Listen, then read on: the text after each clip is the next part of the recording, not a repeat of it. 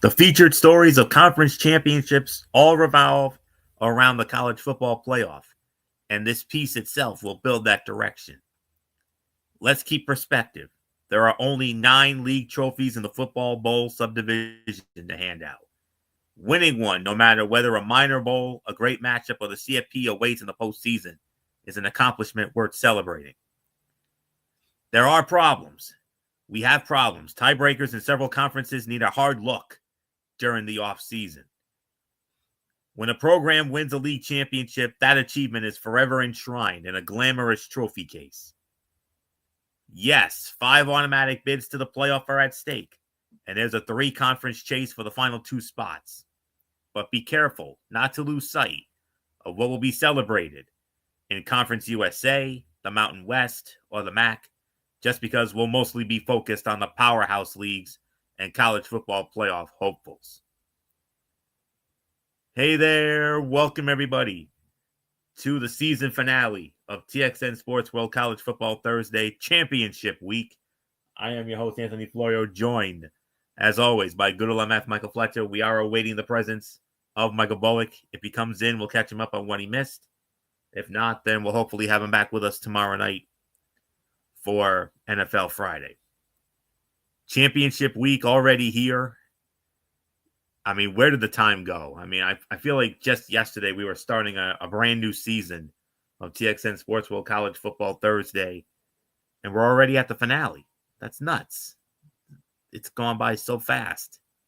So, for those of you who may be new to this, new to these shows, that is, we're going to run down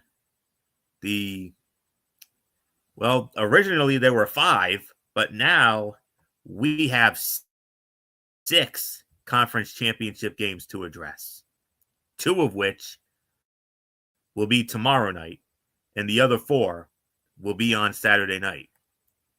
And I know I normally go in order by rankings and the whole 9 yards, but there's one game in particular that is so massive that I am going to actually go ahead and go against my own grain.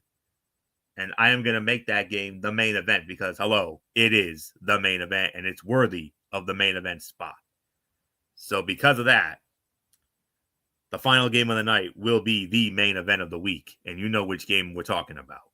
So with all that being said, let's dive right on in. And of course, since we only have 6 games, we're also going to we're going to do a quick preview of NXT Deadline, which is going to take place on Saturday night at 7 p.m. over on Peacock in San Antonio, Texas. We'll address that later on. But with all that, let us dive on in.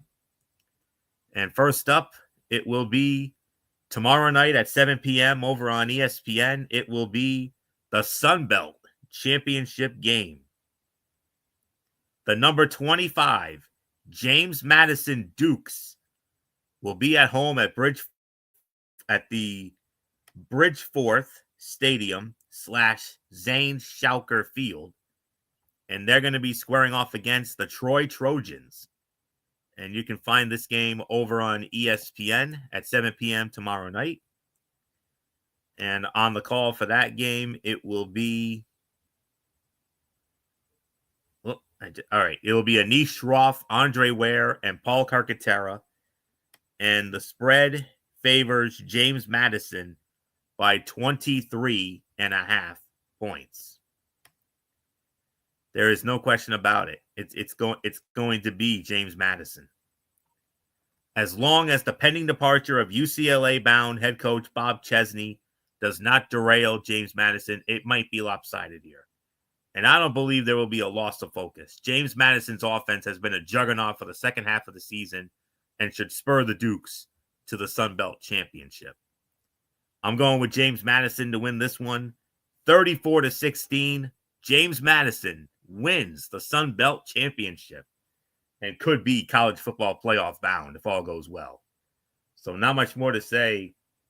MF, we're talking about the Sun Belt Championship. James Madison, number 25, and they're the biggest favorite of the week, 23.5. Yeah, going into this game, I think a lot of people feel like James Madison's going to win this one. I truly believe that as well. Um, they should be able to win it, and then they just got to wait and see if they're going to be the non-power five representative, because there is another team that could get in over them. Remember, it's normally the one team that is the higher ranked that goes through, that gets the automatic into the tournament. And well, James Madison's fighting for one. There is another team that's higher than them, so if they win their tournament game, they go through. We'll get into that in just a little bit. But yeah, James Madison wins. Anthony, it's yours. And the other championship game tomorrow night, 8 o'clock over on ABC, the American Athletic Conference Championship game, the number 20 Tulane Green Wave. They will also be at their home of Yeoman Stadium in New Orleans, and they're going to be hosting the number 24 North Texas Mean Green. Mark Jones, Roddy Jones, Quint Kesenich, they will have the call. North Texas opening up as a 2.5-point favorite. MF, your thoughts on the we got North Texas and Tulane squaring off for the American. I disagree with the rating. I totally disagree with everything that was just said there. I'm going with the Tulane Green Wave. I feel like they're being very undervalued and very underappreciated, and I feel like that's gonna really trigger it. Now, yes, North Texas has been 11-1, and I know a lot of people are gonna feel like they're gonna probably be better. You know, the offensive stats are astronomical and staggering, and they should be able to handle their business. But with Tulane at home, with everything riding on the line, I just don't see Tulane losing this game. I think Tulane's going to win. They will be the one to get the spot. They should be the non-power five representative in the college football playoff. It's my personal opinion. I got Tulane winning it, and Anthony, it is yours. Yeah. In a battle of departing coaches, North Texas's Eric Morris is going to be leaving North Texas to be the new head coach at Oklahoma State. And Tulane's John Summerall is going to be leaving to be the next head coach at Florida. They're aiming to end their tenures with an American Conference championship and a possible trip to the playoff. With all due respect, MF, North Texas has an electric offense, but Tulane is sturdy defensively. In what should be a high-scoring affair, however, field goals are not enough. North Texas is second nationally in red zone touchdown rate. Tulane is 101st. That is something to think about. However, with the game being in Tulane at Yeoman Stadium, I got to give it the edge to the home team. But MF, do not at all be surprised if North Texas steals this one, because I certainly will not. Tulane wins 38-30. Give me Tulane to hold off a very game North Texas team in the American Conference Championship on tomorrow night. And now that leads us now into, here we go. Now we're going to get into the meat and potatoes of this thing. The four big ones that'll take place on Saturday. And we're going to start it off with the Big 12 championship game featuring the number 4 Texas Tech Red Raiders. That's right, number 4. They're on that Mendoza line, that magic line that gets you a first-round bye. Texas Tech Red Raiders at number 4, and they're going to be hosting, they're not going to be hosting. It's a neutral site. Number 4 Texas Tech Red Raiders squaring off against the number 11 BYU Cougars. AT&T Stadium, Jerry World in Arlington. Texas Tech opening up as a 12.5-point favorite. And on the call for this game will be the voice of Monday Night Raw, Joe Tessitore, Jesse Palmer, and Katie George. And as I said, Texas Tech opening up at 12.5 for this one. So I'll tell you what. This is a rematch from earlier in the season. It was a lopsided game. It was all Texas Tech when these two teams squared off. And should BYU be ranked higher? That's a fair question. The reality is BYU simply must win to avoid any selection day shenanigans. But in early November, Texas Tech steamrolled BYU 29-7 while limiting the Cougars to a season worst 255 yards. Lessons were learned, yes, but that is a massive gap to fully make up. So, with that being said, I'm going with Texas Tech. I got to go with Texas Tech to win this one. My final score, I'm going to go 30-19. Texas Tech wins the Big 12 championship and gets one of those coveted top 4 spots, a first-round bye for the Texas Tech Red Raiders. Not much more, MF. BYU, Texas Tech, return match from November. BYU looks for revenge while Texas Tech looks to get one of those top 4 first-round byes. I think Texas Tech will. I think they will. I think they're going to win this. So I'm totally in agreement with everything you just said, Anthony. I totally believe that they're going to be there. Texas Tech's dominated earlier in the year. This is almost a home game for them. BYU is a good team, but Texas Tech is just poised. I think they're going to run away with this and win it very comfortably. Nothing more to say, Anthony. Let's get to the SEC title game. 4 p.m. over on ABC. It will be the number 2 game of the week. BYU and Texas Tech comes in at number 3. This one comes in at number 2. Any other week, this would have been the game of the week. But because of our massive main event, it is not. It will be the number 3 Maine and Georgia Bulldogs squaring off against the now number 9 Alabama Crimson Tide from Mercedes-Benz Stadium in Atlanta, Georgia on ABC. And it's the A-team. Chris Fowler, Kirk Herbstreit, Holly Rowe. Don't be surprised if they add Laura Rutledge to the coverage on this one. We have Georgia opening up as a 2.5-point favorite. So there isn't much more to add. MF, SEC championship. Not the first time. It probably won't be the last either. But here we go again. Georgia and Bama for the SEC championship. Like I said, normally this would be the game of the week any other week, but not this week. There's actually a game bigger than this. Hard to believe. Yeah. We'll get into that in just a little bit. Normally, under any circumstances, when you see these two teams, you know what you're going to expect. But the thing is, Georgia and Bama had taken different paths this year. You know, Bama's very fortunate to get to the SEC championship game. Georgia's been dominating the whole way through, but they've been lying under the weeds. Nobody really known about Georgia, even though they've been winning games, but they haven't been winning them in the fashion that they had. Bama's the same way. Bama had a hiccup earlier in the year, and then there was that one game when Bama lost to Oklahoma that had a lot of people nervous, especially in Tuscaloosa, because they're like, uh-oh, that might put us in a bad spot.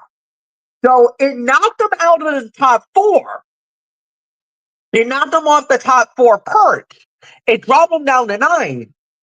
A loss here is going to knock Alabama right out of the playoffs, and we know it.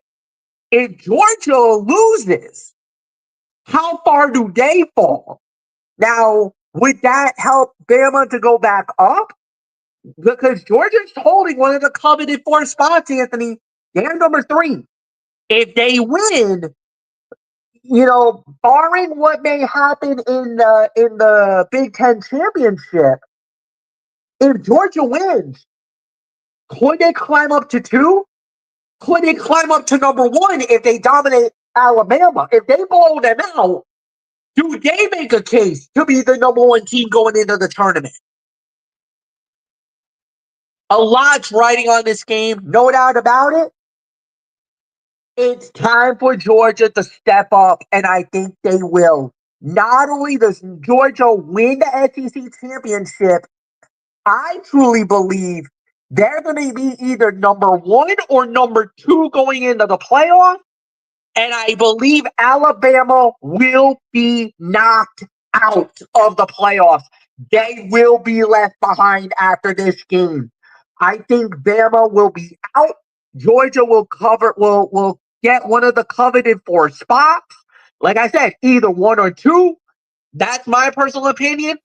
I believe that's going to be the outcome on this game. Georgia wins SEC.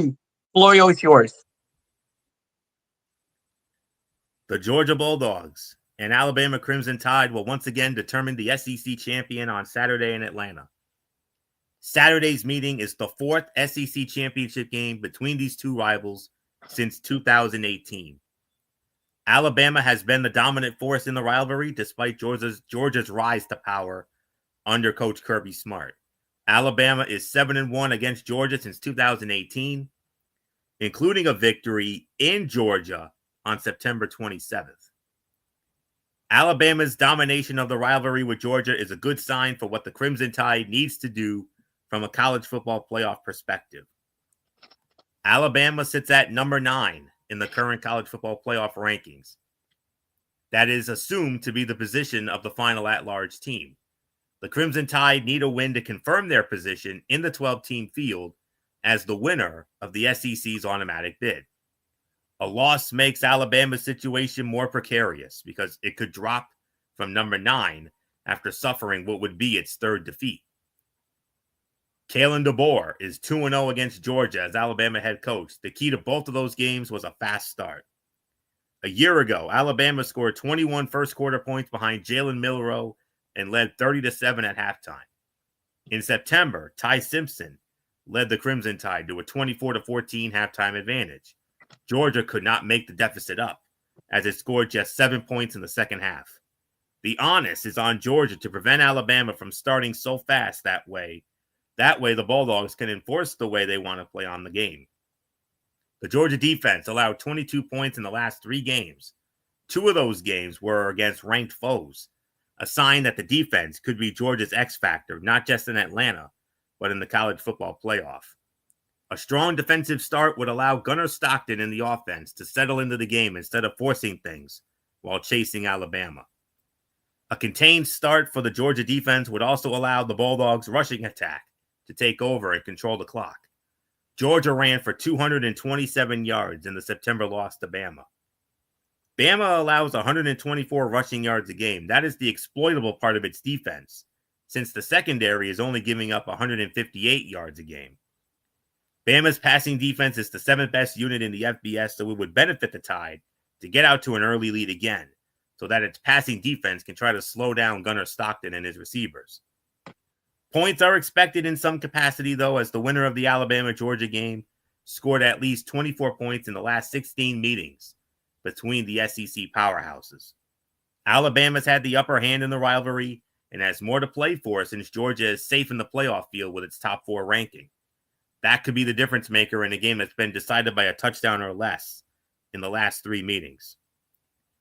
Back in September, Alabama played a strong opening half before leaning on its defense after the break to snag a 24-21 win. Fast forward a couple months and a similar type of game seems probable. Bama's offense has a few more solutions, but Georgia's defense has been tremendous lately. It should be close, physical, and uncomfortable, and I'm going to trust the better defense to make a late stand. I'm going with Georgia, MF. I agree with you. I'm going with Georgia to win this game. 24-20. Give me the maiden Georgia Bulldogs to defeat the Alabama Crimson Tide. And also, get one of those first four first round buys. Like I said, normally I would go in ranking order because we have two games at 8:00, but there's a game that is so massive that we're gonna treat it like it truly is, and that is the main event. So before we get to that one, we're gonna get to the other championship game at 8:00. This one is also on ABC, and it will be the ACC championship game. The number 17 Virginia Cavaliers squaring off against the Duke Blue Devils from Bank of America Stadium in Charlotte, North Carolina. This is on ABC, and on the call for that one will be Sean McDonough, Greg McElroy, and Molly McGrath. And we have Virginia opening up as a 4.5-point favorite. Just bear with me for a moment here as I... Okay. Yeah. We know the controversy surrounding this, mainly because of Duke weaseling their way into this championship game because of a ridiculous tiebreaker. Because because they don't go by overall record, they go by conference record. And Virginia was the best of the best. They were 7-1. They definitely deserve to be there. I know a lot of people, and I know MF is going to be very adamant that Duke, as much as he loves them in the hoops, we all know how much MF loves his Dukies in basketball, but not so much in football. And they were one of 5 teams that were tied at 6-2, but somehow, some way, Duke got the nod. So nonetheless, we're going to get into it. One of the more unusual conference title matchups takes place in the ACC on Saturday night. The 7-5 Duke Blue Devils are potentially one win away from a college football playoff berth. The Virginia Cavaliers are the ranked program in the matchup, and they are expected to lock up the ACC's automatic bid. After all, Virginia just beat Duke by 17 points on November 15th, and the Blue Devils have not looked great against top 25 opposition. Virginia enters Charlotte as the clear favorite to reach the college football playoff through the ACC's automatic bid. The Cavaliers went 7-1 in conference play and lost once since week 2. On the other hand, Duke is 3-3 in their last 6 games and got into the ACC championship game on tiebreakers over 4 other teams that also finished 6-2 in conference play. Duke will not be ranked going into Saturday night's game, which is important to note if Coach Manny Diaz's team somehow pulls off the upset. The college football playoff takes the 5 highest ranked conference champions. So if Duke is ranked below a group of 5 champion, it will not get into the 12-team playoff field. That scenario will not come into play, though, if Duke's average performances against ranked foes continues against Virginia. Duke lost by 9 or more points to the Illinois Fighting Illini, Georgia Tech Yellow Jackets, and Virginia in its 3 toughest regular season games. It also fell by 7 to the Tulane Green Wave in September. Tulane is currently the top-ranked group of 5 team. Virginia outgained Duke 540 to 255 in the November 15th meeting. Duke only made the final score look close because it put up 14 points in the fourth quarter. Virginia led 31-3 after 3 quarters. Every stat you look at suggests that Virginia will cruise to their first ever ACC championship. If that does happen, Virginia would be a more than deserving college football playoff participant and one with a veteran quarterback in Chandler Morris that could provide a serious threat to whichever opponent it visits in the first round. The ultimate chaos problem developed for the ACC, which has a mediocre Duke squad competing for an auto bid to the CFP. Nevertheless, what an opportunity in front of the Blue Devils. The issue, however, is Virginia straight up overwhelmed Duke in a 34-17 win a few weeks ago. Expectations are low for Duke, so an inspired effort is safe to anticipate.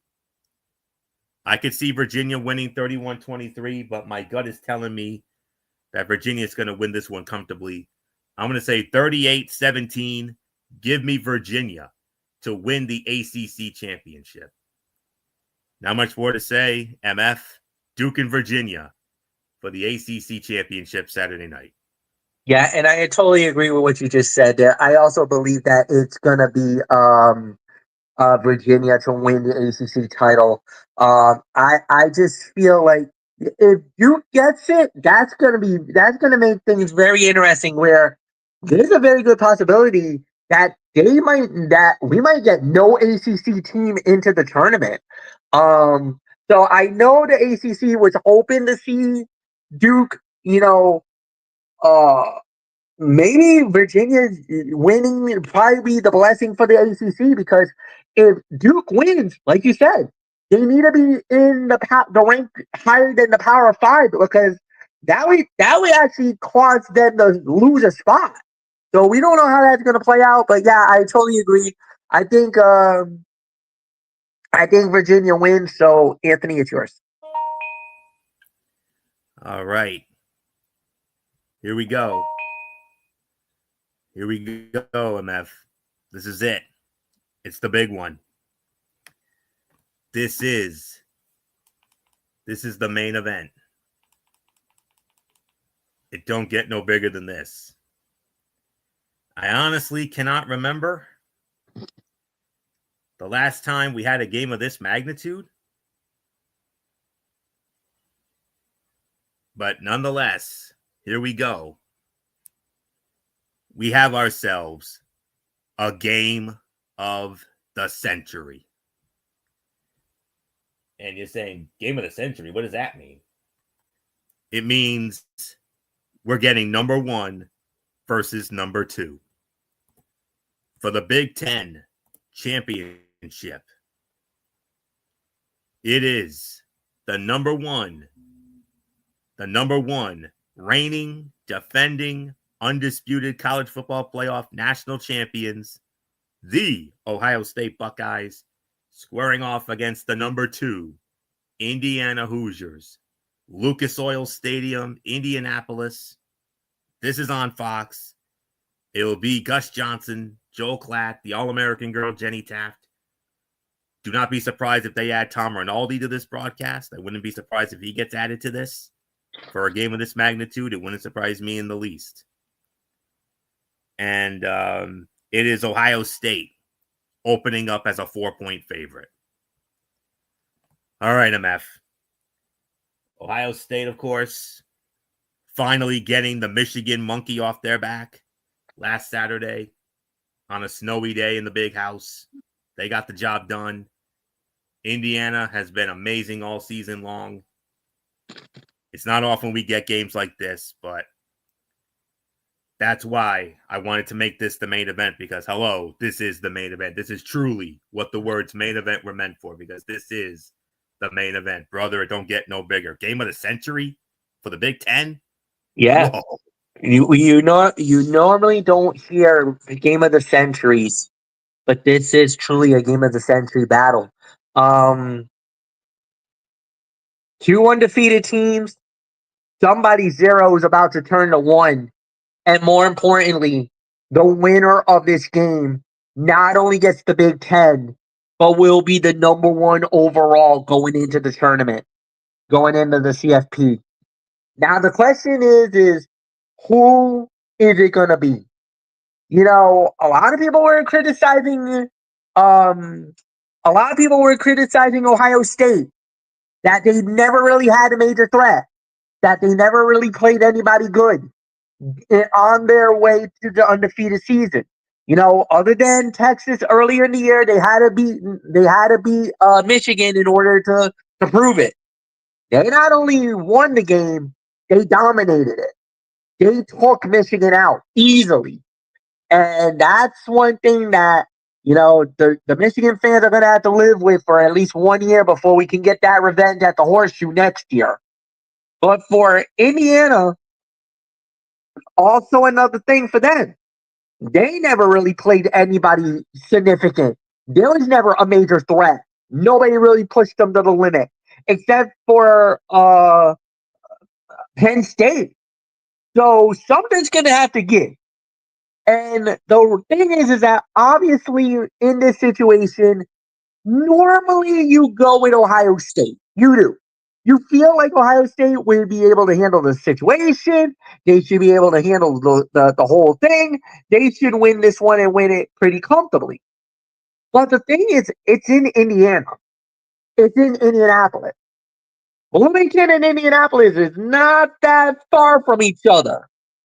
And I truly believe that Indiana's heard all the hoopla. They've heard about Ohio State. They feel like everybody's anointing them the team to be. Yet, if you think about it, Anthony, Indiana's done this already 2 years in a row. They were the most dominant team, got into the playoff.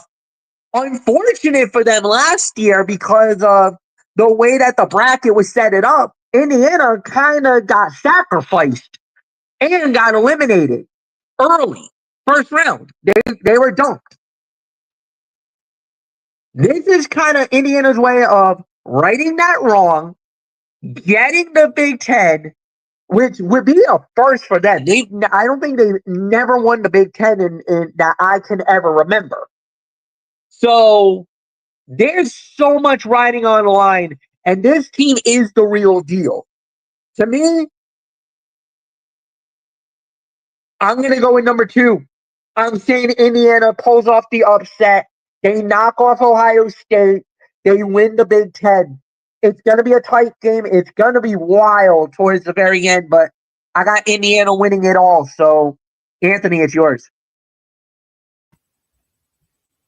The top 2 teams in college football square off in Saturday night's Big Ten championship game. The Ohio State Buckeyes and Indiana Hoosiers each produced undefeated regular seasons to reach Indianapolis. The Big Ten title, the number 1 overall seed in the college football playoff, and potentially the Heisman Trophy will all be on the line in this number 1 versus number 2 showdown. Ohio State and Indiana dominated most of their opponents in 2025. Few teams have come close to challenging either the Buckeyes or Hoosiers, which is why Saturday's contest is so fascinating. It will provide both programs with a look at how they stack up against a fellow national championship competitor. Well, or should I say a national championship contender. Indiana possesses the 5th best offense in the FBS, led by Heisman contender Fernando Mendoza.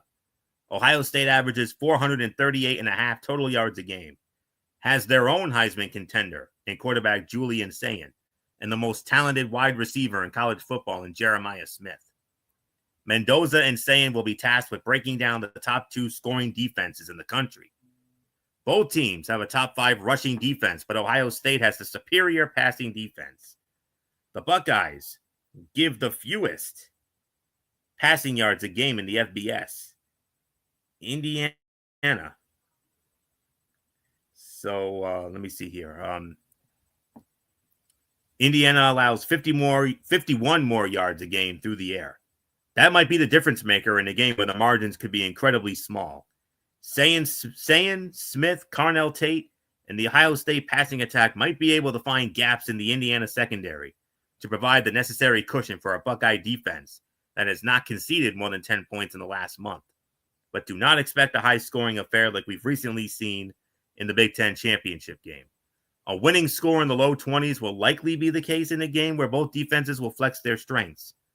Ohio State has a deeper passing attack than Indiana, and that might be the difference in an expectedly tight affair. Home State, Indiana, is aiming for the program's first modern-era Big Ten title, and Ohio State is looking at a return to its familiar throne. Both quarterbacks are terrific, and so are both secondaries. Earning that collective edge in the passing game will have a huge impact on the result. And an Ohio State offense with receivers Jeremiah Smith and Carnell Tate is tough to pick against. My gut is telling me to go with Ohio State here. Because, for one, they are the defending champions. They have the better team on paper. But with this game being in Indiana, and this game being basically a de facto home game for the Indiana Hoosiers, and the biggest game in Indiana football history. MF has convinced me. I was honestly going to go with Ohio State to win this, and would I be surprised if they do? No, certainly not. They're the defending champs for a reason. But I'm going to take a chance here. I'm going to go with UMF on this one, and I don't care what the naysayers say or the so-called experts say. I'm going with Indiana to win this game, and I think it's going to be a higher scoring game than the experts seem to have it. 31-24. Give me Indiana to upset Ohio State. That's called a bold prediction, folks. So give me Indiana to win the game in what will be, without question, a game of the century that will honest to goodness, live up to the hype. So there isn't much more to say on that. So with that being said, let us get into NXT Deadline. NXT Deadline will take place this Saturday night in San Antonio, Texas. And this will be exclusive. It will be at the Boeing Center at Techport in San Antonio, Texas. And will be exclusively on Peacock, of course. And we have a 5-match card. And without any further ado, let's dive right on in. And we're going to start it off with the match that was actually announced this past week as the opening match of the show for the NXT Championship. The champion, Ricky Saints, to defend against Oba Femi. Since Ricky Saints beat Oba Femi for the NXT Championship at No Mercy, he has successfully defended his championship twice against Trick Williams. But now Saints must get past Femi once again to prove he is the best wrestler in NXT. If Saints can pick up another victory against Femi, he will prove the doubters wrong and cement himself as the rightful champion. And I think that's exactly what he's going to do. Especially with this being the opening match, it's got to be Ricky. So the winner and still NXT champion, absolute Ricky Saints, the Revolution, will continue to be televised.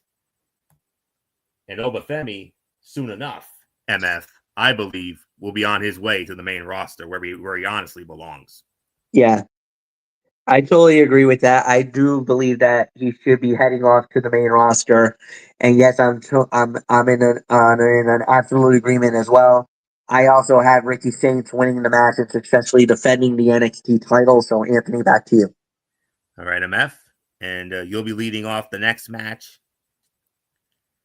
I do believe we should hold off the Iron Survivors until the final two. So we'll get into this personal grudge match.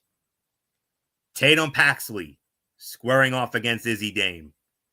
MF, you know Tatum Paxley has revenge on her mind after Izzy Dame cost her the NXT Women's Championship at the theater in Madison Square Garden as part of Gold Rush. I do believe that Tatum should get the revenge here. A lot of people are very high on Tatum. I think a lot of people felt like she should have, won, should have been a longer champion. So I feel like Tatum should win this one. Excuse me. I think she'll win this one going away. I think the calling will try to get involved, but I think Tatum should be able to hold them off. And I believe Tatum should win this one. So Tatum wins. Nothing more to say. Anthony, is yours. Tatum Paxley joined the culling and allowed Izzy Dame to guide her, leading to her short reign as NXT Women's Champion. Dame turned on Paxley at Gold Rush, resulting in Tatum losing the NXT Championship back to JC Jane. Now Dane and Paxley will go head-to-head in a singles match to settle their heated feud. I agree, it's got to be Tatum. But if Izzy wins, it will be because some people feel that she needs to win more to work her way up in the NXT Women's Division. But it's got to be Tatum. But if Izzy were to win, I wouldn't be surprised, and I wouldn't be surprised if it was because of Shawn Spears and Nico Vance either. So we'll see what happens. North American Championship on the line. The champion, All Ego Ethan Page, defending against Triple A's Mr. Iguana with Layeska, of course. Ethan Page's rivalry has heated up in recent weeks with popular AAA star Mr. Iguana. Mr. Iguana is new to the WWE audience, but has already made an impact with the fans, including MF.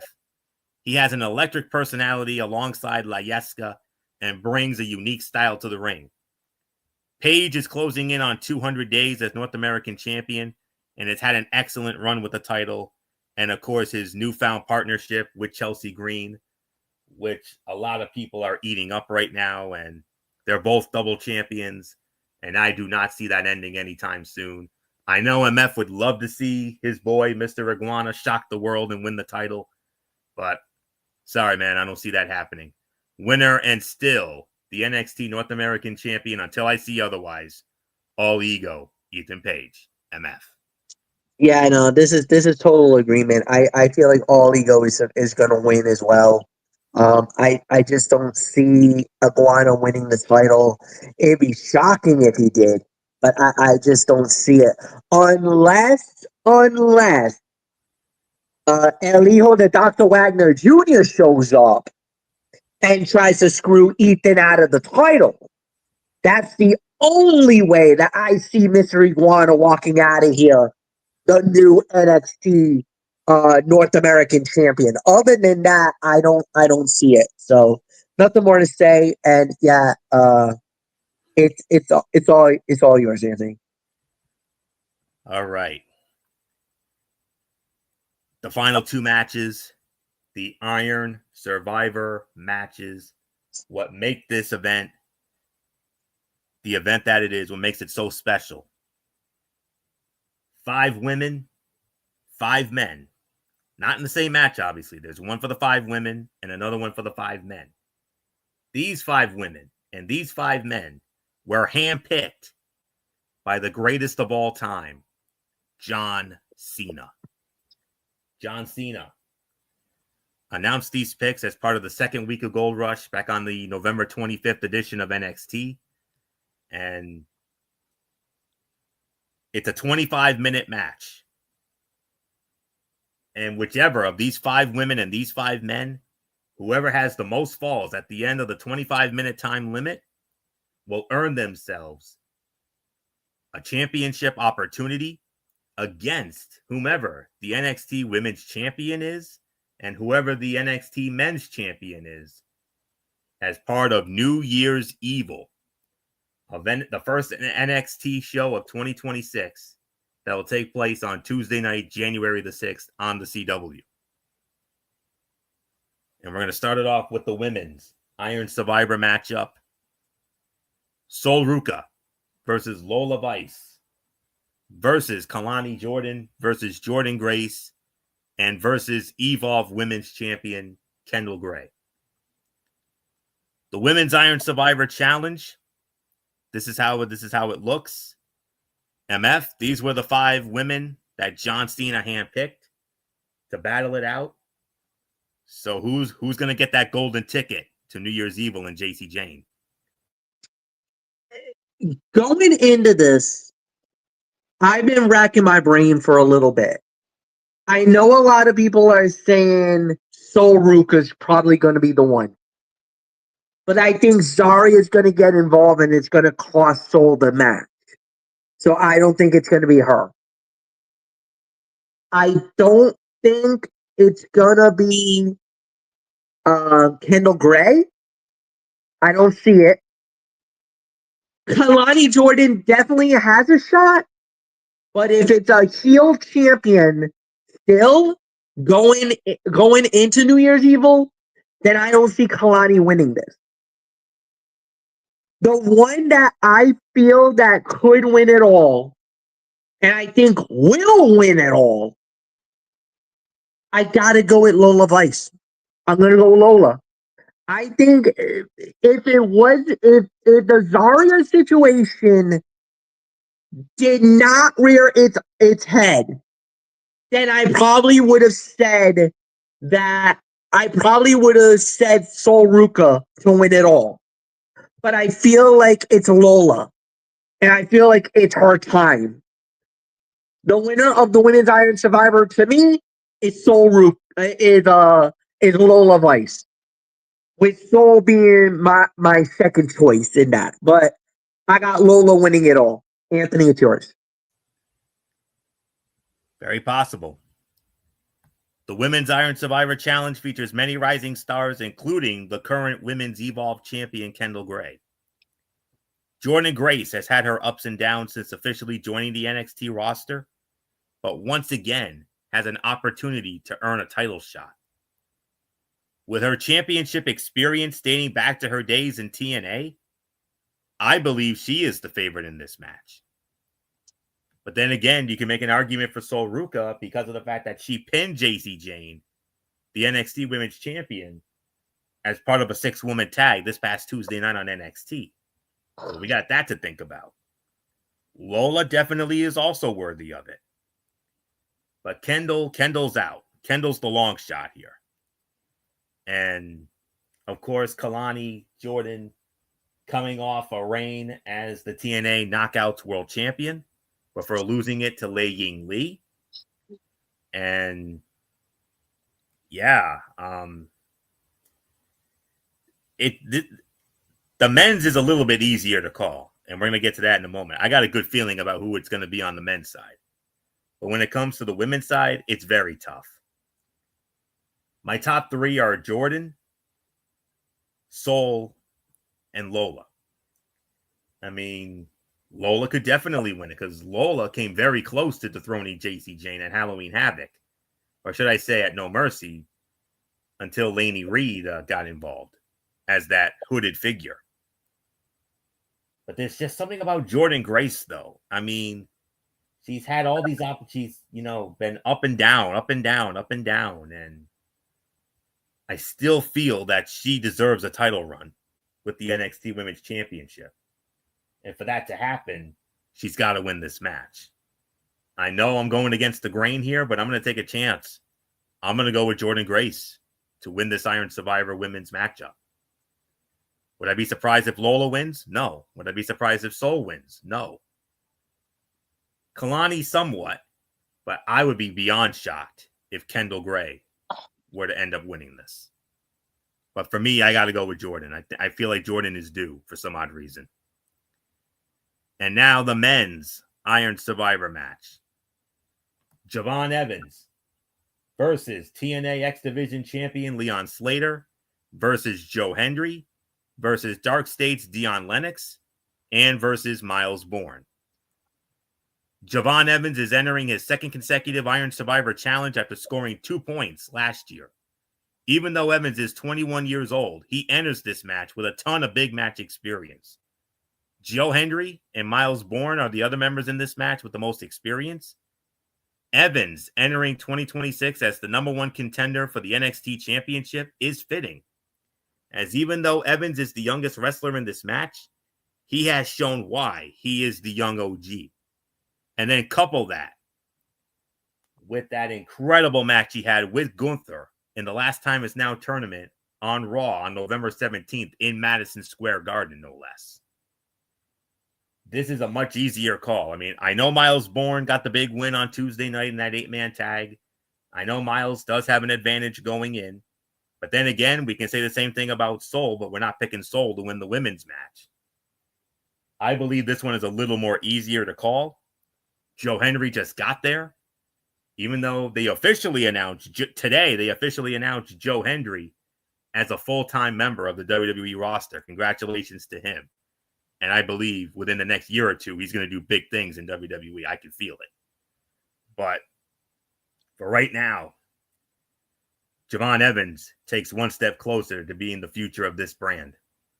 The winner of the Men's Iron Survivor Challenge for me, the young OG, Javon Evans. MF?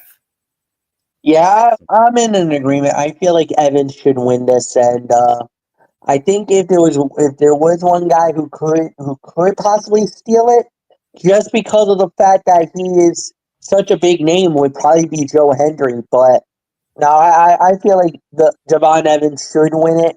I know Miles Bourne's been getting a lot of run lately, and he's been carrying a lot of momentum. So I feel like Miles Bourne will be an NXT champion, but I think it'll be sometime later in the year of 2026. But he definitely is a future champion in the making, no doubt in my mind. So nothing more to say, Anthony. Let's call it a night. Yes, indeed. And of course, also tomorrow night, TNA presents Final Resolution on TNA Plus. Not really going to do a rundown on that, but yes, that will indeed put the bow on another season of TXN Sports World College Football Thursday. We want to thank you all so very much for tuning in all season long. Can't believe it's already done. Feel like we just did it, and now here we are again. We're at the end of another season. But the hiatus is not going to last all that long, because in 2 weeks, we're going to be back in 2 weeks as we preview the first round of the college football playoff that goes down on Friday, December 19th and Saturday, December 20th. We're going to do a preview of those games in a couple weeks. But for right now, tomorrow night, we'll be back with you again tomorrow night, right back here on the Tone 25, same time, same channel, 10:30 for the Week 14 edition of TXN Sports World NFL Friday. Recap this wild and crazy Cowboys-Lions game. And then we're also going to preview the remaining games. The Cowboys-Lions game, one of 3 headline games in the NFC. We got 3 headline games of our own, so we're evening it out. There's going to be no cross flexing because we're going to do it evenly. So we only have a small docket of games this week. We only have 6 games on our side of the ledger. Hard to believe. So, but we got 3 good headliners to make up for it. So we're going to preview all that tomorrow night. Saturday night, MF will have it right around that 10:30 threshold. It will be the Cerebral Smack Talk. I know NXT deadline is on the docket. We'll see if we do SmackDown as well. Maybe TNA. I don't know. We'll see.